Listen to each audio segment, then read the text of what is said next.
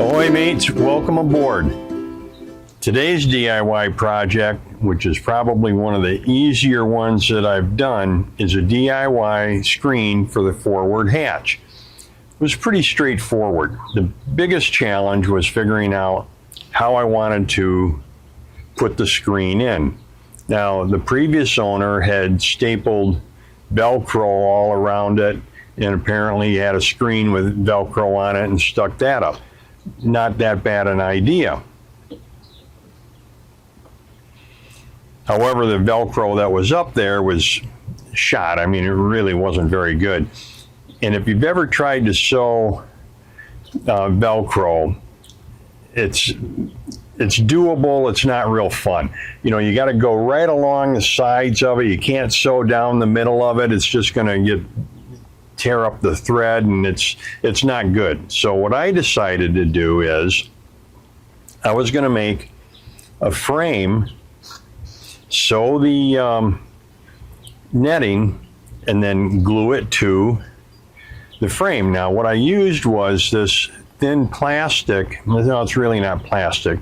Fiber or epoxy will stick to it. It's what I used on the hard Dodger here, just some pieces I had left over. So I thought, well, that's easy. I'll just cut that.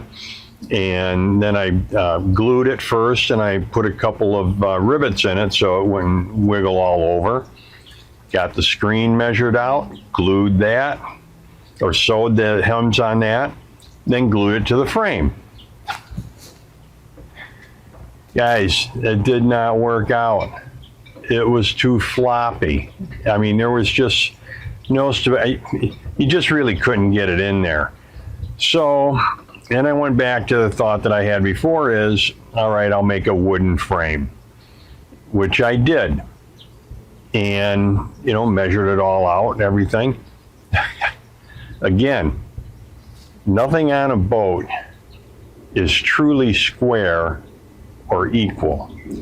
The port side was a 1/4 inch smaller than all the rest of them together. So luckily, from experience, I dry fitted everything in first and found I needed to trim that. Easy to do. So I got that trimmed, and then I used a picture frame clamp to keep the 90-degree angles in there, put it together, and that made it easier too. I used a nail gun with finishing nails to just set those in place. And I left the first frame as it was, and I used that. I just set that down. I put the white part on top, got a stapler, went around, stapled it in place. Now I did have to trim a little bit of it because it didn't fit quite right because of the 1/4 inch that I had to trim off on the port side. But here you can see it fit nice. I may put a couple of little straps in so that you can pull it down tight. Right now you just got to get your fingers and hands up there, you know, and pull it down, which is okay. But I think I'll probably just take a couple pieces of webbing, cut them, you know, seal them on each end, take the staple gun, staple a couple of those in so that I can pull it down a little bit easier. And look at this, it fit perfect in one of the hanging lockers. So that's all there was to that project, guys. The next one though is going to be the wind scoop. Now I've already started to sew it, so stay tuned. That'll be one of the next videos coming up. And thanks for watching, and until next time, happy and safe boating to you, your family, and friends.